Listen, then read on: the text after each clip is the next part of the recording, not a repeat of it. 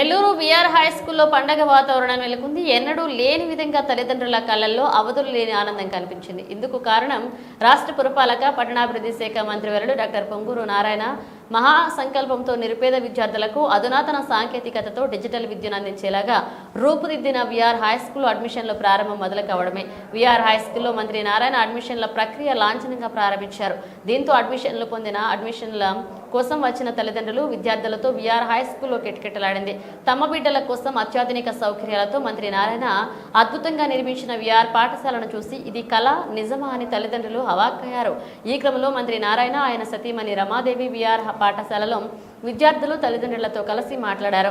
మంత్రి నారాయణకి జీవితాంతం రుణపడి ఉంటామని, తమ బిడ్డల భవిష్యత్ గురించి ఆలోచన చేస్తున్న నారాయణ 10 కాలాల పాటు చల్లగా ఉండాలని భావోద్వేగంతో మంత్రి నారాయణ దంపతులకు వారు దీవెనలు అందించారు. ఈ సందర్భంగా ఆయన మాట్లాడుతూ గొప్ప చరిత్ర ఉన్న స్కూల్ని వైఎస్ఆర్సీపీ హయాంలో మూతపడేసిందని, మా ప్రభుత్వంలో విఆర్ హై స్కూల్లో నర్సరీ నుంచి 9వ తరగతి వరకు ఉంటుందని, వచ్చే సంవత్సరం ఇంటర్మీడియట్ వరకు నిరుపేద బిడ్డలకు కార్పొరేట్ స్థాయి విద్య అందించబోతున్నట్లుగా తెలిపారు.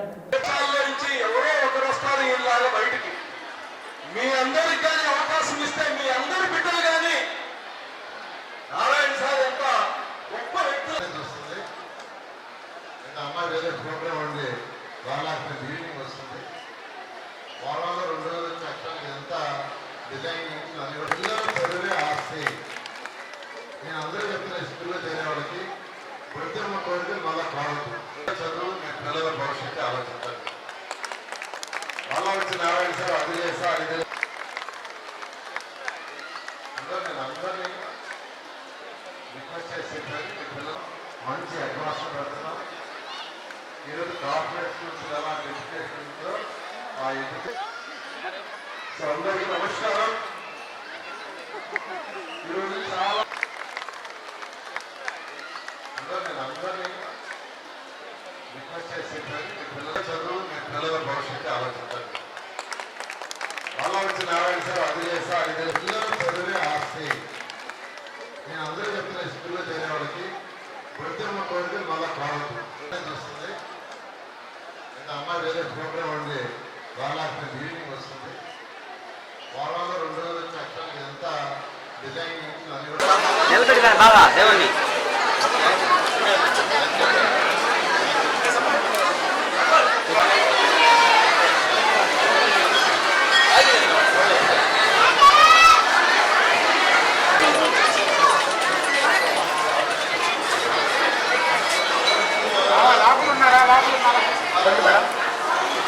నుంచి ఎవరో ఒకరు వస్తారు ఇలాగా బయటికి. మీ అందరికి కానీ అవకాశం ఇస్తే మీ అందరి బిడ్డలు కానీ నారాయణ సార్ ఎంత గొప్ప వ్యక్తులు.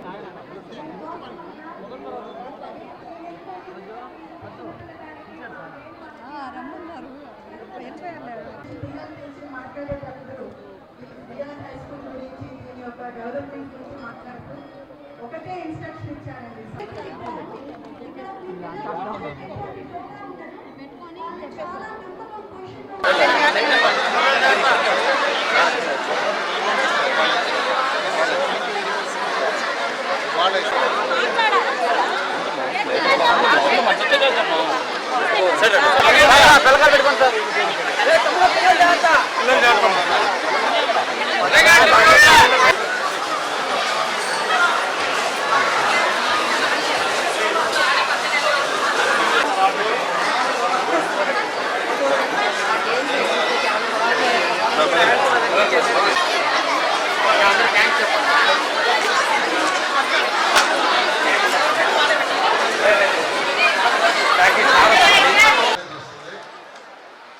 అమ్మాయి వేరే ప్రోగ్రామ్ ఉంది, వాళ్ళ ఈవినింగ్ వస్తుంది.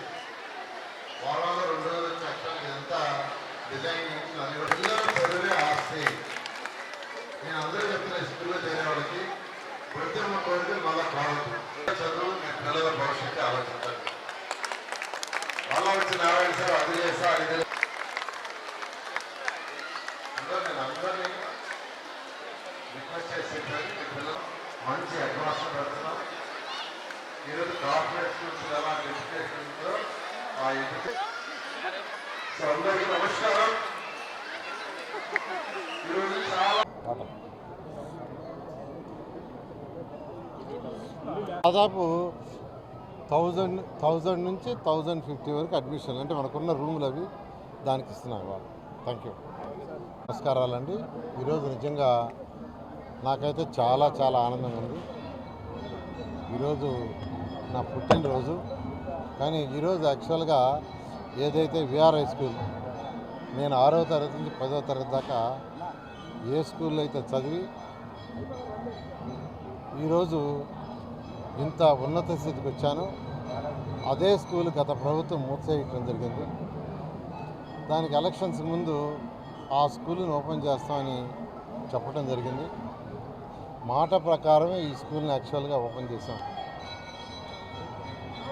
ఏంటి ఆ సౌండ్? ఎక్కడ ఏదైతే ఆ స్కూల్ని యాక్చువల్గా ఈరోజు యాక్చువల్గా అడ్మిషన్లు స్టార్ట్ చేశారు. యాక్చువల్గా 12వ తేదీ స్కూల్ స్టార్ట్ కావాలా. అయితే ఈ స్కూల్ ఏదైతే ఎన్సీసీ వాళ్ళు కావచ్చు, మా పిల్లలు, మా కుమార్తెలు, అల్లుళ్ళు వాళ్ళు ఎవరైతే దీంట్లో ఎన్సీసీ వాళ్ళతో అసోసియేట్ అయ్యి ఈ స్కూల్ని పూర్తిగా ఒక ఇంటర్నేషనల్ స్టాండర్డ్లో తీర్చిదిద్దుతున్నారు. దానికి దాదాపు 80% వర్క్ అయిపోయింది. ఇంకా మరొక 20% వర్క్ ఉంది. దానికి మరొక వారం పడుతుందన్నారు. అందుకని ఇది రీఓపెనింగ్ 23 పెట్టుకున్నాం. అయితే 12 స్కూల్ స్టార్ట్ అయినాయి కాబట్టి పిల్లల్లో తల్లిదండ్రుల్లో ఒక అయోమయం లేకుండా ఉండడం కోసంగా ఇవాళ అడ్మిషన్ ప్రాసెస్ చేసేమన్నాం. ఎవరైతే పేదలు నిరుపేదలు సొసైటీలో ఉండారో, ముఖ్యంగా పాచి పని చేసుకునే తల్లిదండ్రులు ఉండారు, వాళ్ళ రోజుకి 1000 రూపాయల నుంచి 3000 వస్తుంది. 3 ఇళ్లలో చేస్తే 3000 వస్తుంది. ఒక ఇంట్లో చేస్తే 1000 రూపాయలు వస్తుంది. కొందరు 4 ఇళ్లలో చేస్తున్నారు.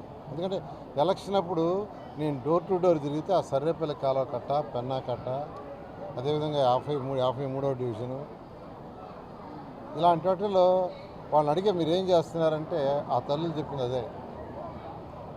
కొందరికి తండ్రులు లేరు, కొందరికి తల్లులు లేరు. అలా అనేకమైన నిరుపేదల సొసైటీలో నేను ఎలక్షన్ ముందు చూశాను. అందుకనే అనౌన్స్ చేశాను. ముఖ్యమంత్రి గారు కూడా చెప్పాను, నేను చదివిన స్కూల్ని రెనోవేట్ చేస్తున్నాను. గౌరవనీయ విద్యాశాఖ మంత్రి యువనాయకుడు లోకేష్ గారు కూడా చెప్పాను, ఒక మంచి స్కూల్గా చేయండి అని చెప్పారు. భారతదేశంలో నెంబర్ 1 స్కూల్గా దీన్ని తీర్చిదిద్దాలనే నా ఆశయం.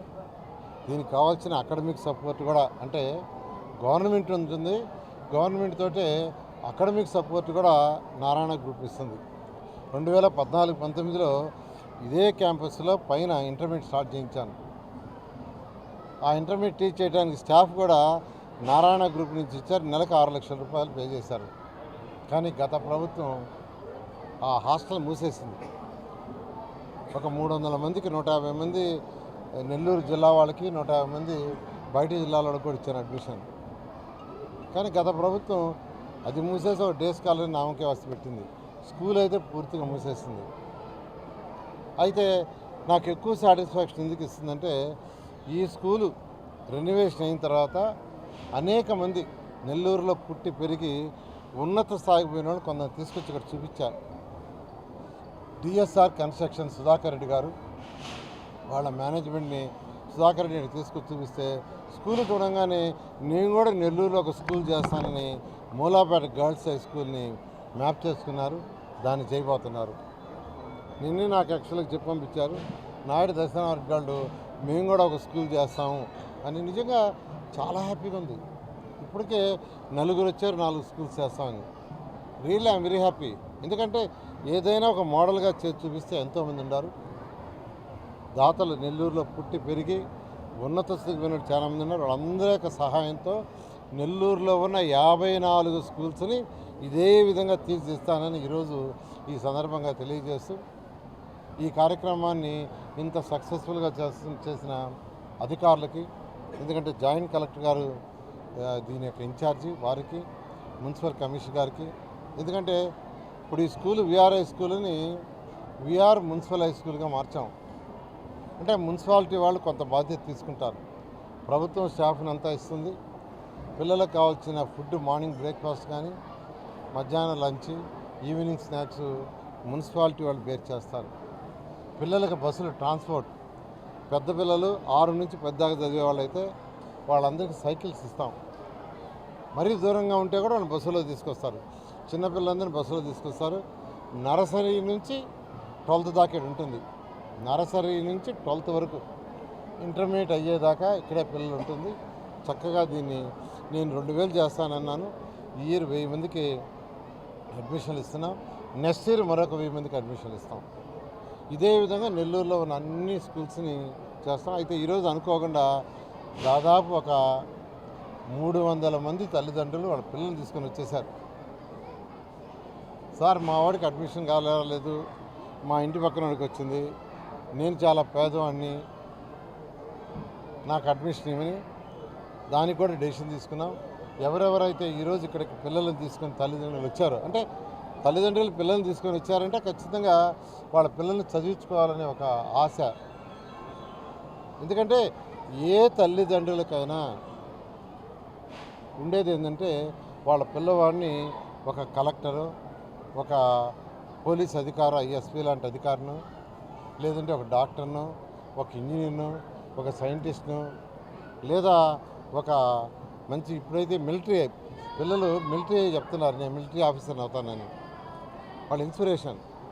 అలా కావాలని ప్రతి తల్లిదండ్రులకు ఉంటుంది. ఆఖరికి బెగ్ చేసుకునే వాళ్ళు కూడా వాళ్ళ పిల్లలు ఉంటే తప్పలేదు. ఎందుకంటే మా తల్లిదండ్రులు కూడా అలాగే కోరుకున్నారు.